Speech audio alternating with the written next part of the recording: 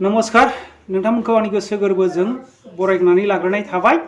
दिनै आं नोंथांमोननि गेजेराव लाबोनो सानदों गोबांथार पार्टीफोरा गाव गावनि पार्टीफोरखौ देरहागोन, गाव गावनि हान्जाखौ देरहागोन होननानै गोबां ससियेल मिडियानि गेजेरजों बुंनायखौ जोङो मिथिनो मोनो।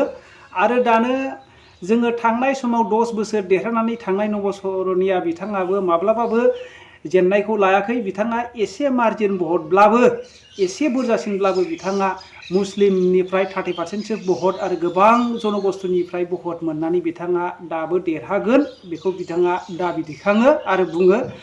आरो आंबो जे सापर्ट खालामदों हाग्रामा महिलारी आम आदमी पार्टीनि जानानै हाग्रामा महिलारी सार दैदेननाय BPF हान्जाखौ आरो जोङो केलकुलेसन खालामनायाव गोबां आरो पाब्लिक हिसाबै गोबां जायगायाव बेरायनायजों हिसाबै आरो जोङो रायलायलायनायनि गेजेरजोंहाय स्टाडि खालामनायनि गेजेरजोंहाय 1 नाम्बाराव जोङो देरहागोनखौ नुहुरो।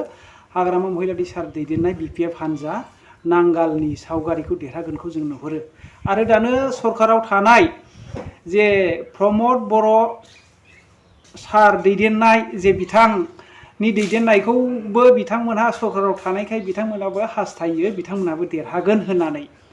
आरो दानो जोङो सेन्ट्रेलनि लेभेलाव जोङो नायोब्ला जोङो नुनो मोनो रायजो राजाफोर दानो कंग्रेसनि प्रेसिडेन्ट खारगे सार बिथाङाबो दिनै बुंगासिनो दङ बिथाङाबो 295 प्लास निबो बारा सीट मोननानै 543 543 सीटआवहाय 295 सीटनिबो बारा देरहागोन होननानै बिथांमोनहा मैया मोनसे सन्मिलन मोनसे सावरायलायनायनि मिटिं सावरायलायनायनि गेजेरजों एग्जिकिउटिभ मिटिं लिंनायनि गेजेरजों बिथांमोनहा केलकुलेसन खालामनानै नायनायाव मोनदों बिथांमोनहाबो हिसाबै 295 सीटनिबो बारा मोननानै बिथांमोनहा सरकार दागोनखौ इन्डिया एलायन्सखौहाय बिथांमोनहा हिसाब खालामनानै बिथाङा नायबाय।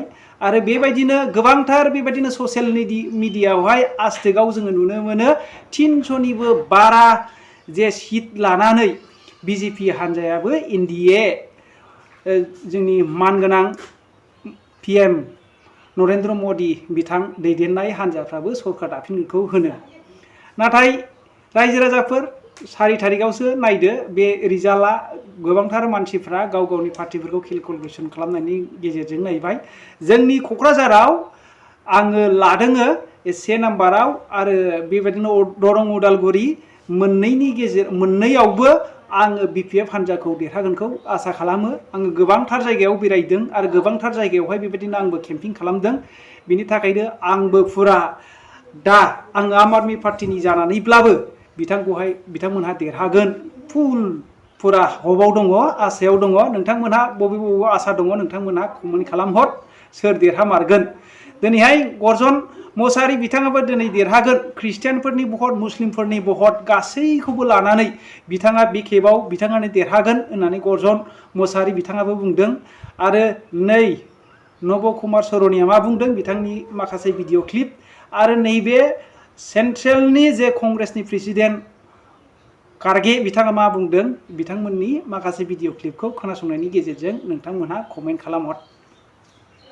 नहीं है, ये एक जनता की सर्वे है, हमारा सर्वे नहीं है। जो जनता ने सीधा हमारे को कहा है और हमारे नेताओं को जो इन्फॉर्मेशन दिया है, ये इन्फॉर्मेशन पहुंचाया है, उस आधार पर ये हमने आज आप लोगों को बता रहे हैं। सरकारी सर्वे तो होते हैं क्योंकि उनके पास बहुत से आंकड़े बनाने का बिगाड़ने का ये पहले से भी है और उनके चंद जो मीडिया के दोस्त हैं उसको हाई फाई करके वो भी लोग बताते हैं। इसीलिए हम आपको सत्य बताना, रियलिटी बताना, जनता का क्या मन है, जनता जो कहती है वो हम आपके सामने रख रहे हैं। और पूरे ऑल पार्टीज का एक दूसरा भी एक इंस्ट्रक्शन है कि हर कैडर को इसके बारे में बताना, सिर्फ इसके लिए नहीं जो पहले महीने कहा इलेक्शन में किस ढंग से आखिरी तक बैठना, सी फॉर्म लेना और दूसरे जो फॉर्मेलिटीज़ है वो कंप्लीट होने तक कोई काउंटिंग हॉल से बाहर नहीं निकलना चाहिए टिल ही गेट्स सर्टिफिकेट। ये हमारे जो भी इंस्ट्रक्शंस थे हमने दिए हैं और सभी लोग एक मत से इसको स्वीकार किए हैं, इसलिए मैं आपका धन्यवाद करता हूं, क्योंकि हमने इतनी कोशिश इकट्ठा होके हमने की है और ये इकट्ठा होने के वजह से आज ये फिगर आपके सामने हम रख रहे हैं। और दूसरा इलेक्शन कमीशन के पास भी हम जाएंगे, हम बताएंगे, क्योंकि पहले बैलेट पेपर चंद जगह बाद में गिनते थे, उसमें भी गड़बड़ी हो सकती थी और दूसरे चीज़ों में भी गड़बड़ी हो सकती थी। इसीलिए हम इलेक्शन कमीशन के पास जाके हमारे गठबंधन के लीडर उनको जो कुछ भी हमारे शिकायतें हैं उनके सामने रखेंगे और उनको करेक्शन करके जो मॉडिफिकेशन करके जो ऑर्डर निकालना है और हर डिस्ट्रिक्ट मजिस्ट्रेट को भेजना है या रिटर्निंग ऑफिसर को वो भेजे। আসলে এতিয়া কিন্তু তিকোণীয়া হৈ গৈছে, গতিকে ৰিজাল্টটো যিহেতু ওলাবই আৰু ইয়াত মই বেছি কথা কৈ লাভ নাই। কিন্তু এটা কথা ঠিক যে বাল্মীকি নগৰ কৰ্মভূমি হিচাপে বিহাৰ 1 নম্বৰ চিটি হিচাপে আজি দিনত আমি ক'ব পাৰোঁ যে আহি থকা দিনত তাত নিশ্চিতভাৱে জিএছপিৰ এটা ৰাজনৈতিক ক্ষেত্ৰভূমি এটা তৈয়াৰ হৈ গৈছে। আৰু আমি বাৰ বাৰ কৈছিলোঁ যে অসমৰ মানুহখিনিক যে আমি ইয়াত নিজৰ মাজত লাগি মৰা সলনি যেনেকৈ বেলেগৰ পৰা আহি ইয়াত পাৰ্টি বনাই পাৰ্টি কৰে, আমিও যদি বাহিৰত গৈ এইখিনি কৰোঁ তেতিয়াহ'লে নিশ্চিতভাৱে আমাৰ অসমৰ বিষয়ে জানিব বা আমাৰ যিটো এতিয়া ধৰিলে মেপতহে আমাৰ মিলামিলি আছে কিন্তু অন্তৰৰ হৃদয়ৰ পৰা নাই। গতিকে এই ধৰণৰ এটা কিন্তু কমিউনিকেশ্যনটো আমি কৰাৰ কাৰণে চেষ্টা কৰিছোঁ আৰু সফল বিফলটো সীমাবদ্ধতা থাকে যে যদি অসমৰ চবতে আমি কৰিব যাওঁ বহুতে ভাবি যে নৱশৰণে বহুত কিবা ৰাজনৈতিক এনে উচ্চাংশা আছে নেকি বা ইয়াৰ এনেকুৱা কিছুমান আঞ্চলিকতাবাদী শক্তিও আছে বা ঠিক তেনেকৈ ৰাষ্ট্ৰীয় শক্তিবিলাকৰ লগতো কিছু দ্বন্দ্ব বা কিছু বিৰোধ বা কিছু ঐক্যমত আছে। এই গোটেইখিনি চাই কিনে এইবাৰ যিহেতু আমি প্ৰায় 16টা মানে চিটত ইলেকশ্যন খেলিব পাৰিছোঁ, তো আপুনি চাওক ইয়াৰে যিমানকেইটা আঞ্চলিক দল আছে বা ইভেন কিছুমান ৰাষ্ট্ৰীয় দলে সিমানখিনি কৰিব নোৱাৰে। গতিকে নৱসেনা যদি এইখিনি অকলে সম্ভৱ হৈছে আৰু অসমৰ ৰাজ্য যদি আশীৰ্বাদৰ হেৰি হয় তেতিয়া আহি থকা দিনত বিকল্প হিচাপে নিশ্চয় খাৰা হ'ব পাৰিম।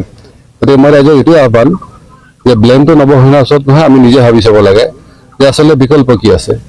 অসমত ৰাষ্ট্ৰীয় শক্তিৰ প্ৰয়োজন আছে নে আঞ্চলিকতাবাদী শক্তিৰ প্ৰয়োজন? আঞ্চলিকতাবাদী শক্তি হ'লেও চবেইতো আঞ্চলিকতাবাদী শক্তিৰ নামতে কয়, তাৰপিছত কাৰ বিচাৰি আছে। মই ভাবোঁ অসমৰ সমীকৰণটো আহি থকা দিনত সলনি হ'ব। আজিৰ দিনতো ফ্ৰেংকলি ক'ব গ'লে যে যদিও ভাবিছে NDA অলপ পথত তলপা হৈ আছে, কিন্তু NDAৰ মানে যিহেতু তেওঁলোকৰ গোটেই শাসনটো আছে, তেওঁলোকৰ গোটেই ব্যৱস্থাখিনি আছে, আজিৰ দিনতো কিন্তু পাল্লাটো NDA ভাৰি আছে, কাৰণ 2-4 বা 100-200 কম হ'লেও তেওঁলোকে মানে হ'ব পাৰিম। গতিকে মই ৰাইজক এইটোৱে আহ্বান যে ব্লেমটো নৱসেনাৰ ওচৰত নহয়, আমি নিজে ভাবি চাব লাগে যে আচলতে বিকল্প কি আছে। অসমত ৰাষ্ট্ৰীয় শক্তিৰ প্ৰয়োজন আছে নে আঞ্চলিকতাবাদী শক্তিৰ প্ৰয়োজন? আঞ্চলিকতাবাদী শক্তি হ'লেও চবেইতো আঞ্চলিকতাবাদী শক্তিৰ নামতে কয়, তাৰপিছত কাৰ বিচাৰি আছে। মই ভাবোঁ অসমৰ সমীকৰণটো আহি থকা দিনত সলনি হ'ব। এলায়েন্সবিলাক নিশ্চয় নাথাকে, কাৰণ ইউপিপিএল বিজেপি এলায়েন্সো নাথাকিব। সেইধৰণে আমি ভাবোঁ যদি অকলে ইলেকশ্যন খেলা যায় তে আমি 15 বা 20 চিট লোৱাত অসুবিধা একো নাই।